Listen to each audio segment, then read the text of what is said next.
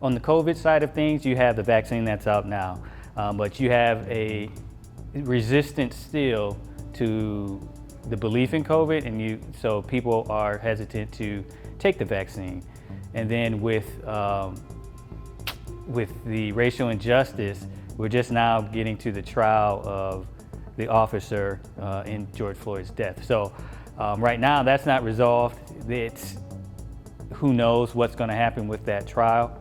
Hopefully it's a outcome that is justified. Then I think that will be resolved. That incident will be resolved. Now, racial injustice, as far as policing and all that, that's going to take some time. You have different two thoughts, whether it's defund the police, or you have police reform, or I should say three sides of the coin. So you have defund the police, police reform, or do nothing, leave it the way it is now. On May 25, 2020, George Floyd was murdered, and the entire world felt his pain. Minneapolis police officer Derek Chauvin had knelt on Floyd's neck for over 9 minutes straight. This civil injustice was the match that lit the fire for this summer's 2020 series of racial protests.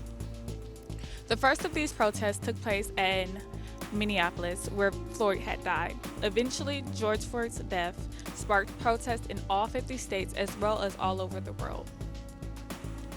Floyd's death marked on many times black men had died at the hands of white police officers. Even with great showing of support across the globe, there was a considerable amount of backlash. In the days after Floyd's death, amidst growing agitation and protest, former President Donald Trump gave several different press briefings. In doing so, he gave his condolences, as expected. But on his Twitter feed, he insulted civil rights activists and diminished their work. One tweet claimed that not one DC Black Lives Matter protest came close to the White House. Otherwise, they would have been greeted with the most vicious dogs, the most ominous weapons I have ever seen. That's when people would have been badly hurt, at least mainly Secret Service agents just waiting for action. We put the young ones on the front line, sir. They love it. This tweet was followed by another racially charged tweet. These slugs are dishonoring the memory of George Floyd, and I won't let that happen. Just spoke to the governor, Tim Walz, and told him that the military is with him all the way. Any difficulty, and we will assume control. But when the looting starts, the shooting starts. Thank you. The phrase that gathered the most attention when the looting starts, was popularized by Police Chief Walter Headley when he said it referring to the protests that took place during the 1960s civil rights movement. Days after publishing these tweets, former President Trump hosted a conference call with all 50 governors. During the call, Trump said of the protests that they were taking place in the summer 2020, "It's a movement. If you don't put it down, it will get worse and worse. The only time it's successful is when you're weak, and most of you are weak." Trump's reference was to the Black Lives Matter movement, which had gained traction since the people began recording incidents where black men were treated violently and sometimes died at the hands of white police officers. Trump was calling for the end of this movement without recognizing the reason that the movement had started in the first place. It seemed he was out of touch with the reality of black lives in America, and did not recognize the need for change. The Black lives came from other places as well, other than former President Trump. As well, in the background or the foreground, wherever you choose to look at it, we are in the middle of a global pandemic. To mitigate spread of the virus, we were asked to wear masks, and many businesses were either closed or only allowed for outdoor events. Even though the protests took place outside, the sheer number of people in one location, sometimes over 1,000, seemed a dangerous position to put these people's lives in.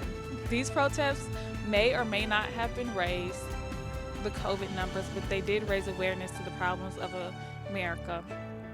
These Black Lives Matter protests have served to highlight the mistreatment of Black Americans and the need for change. Unfortunately, America has had a very thick racial tension in the air.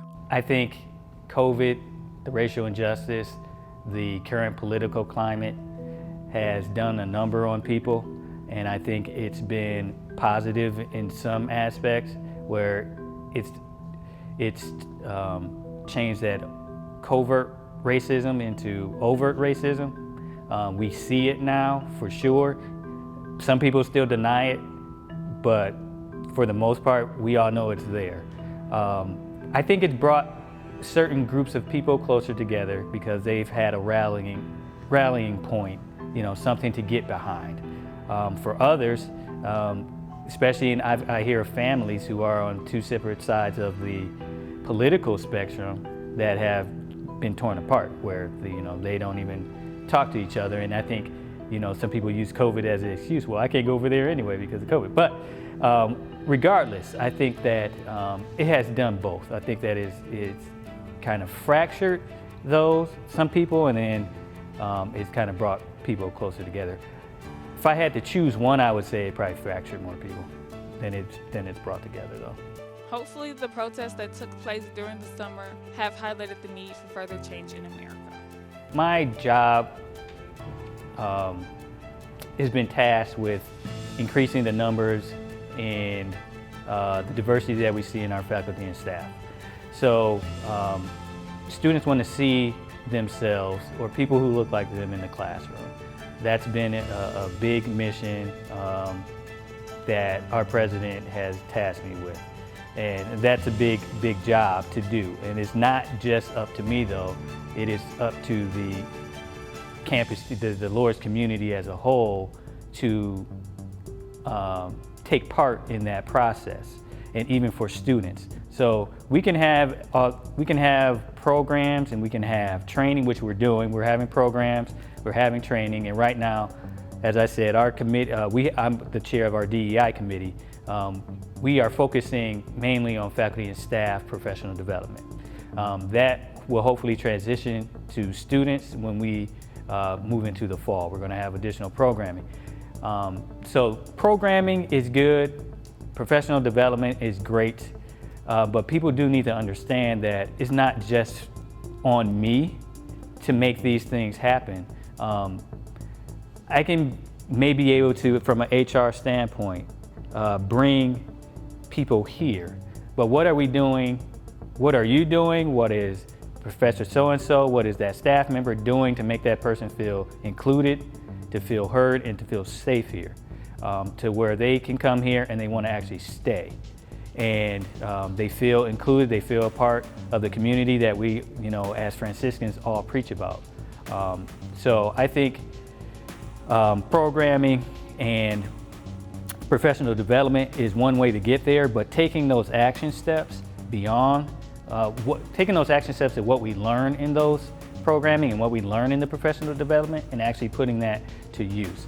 So this past year, it was kind of a trial run for our committee, putting on programming and putting on professional development. We touched on topics from, mostly we focused on race, implicit bias, and we even did some LGBTQ topics. Issues, and we're going to actually start a social identity series upcoming for the next 2 academic years, where we'll focus on 4, we call it the Big 8, and we'll focus on 4 in the academic 21-22, and then 22 and 23 we'll concentrate on other 4. And then we'll also do programming in between. So we're trying to increase people's knowledge and awareness, and then from that point actually take that knowledge and put it to action.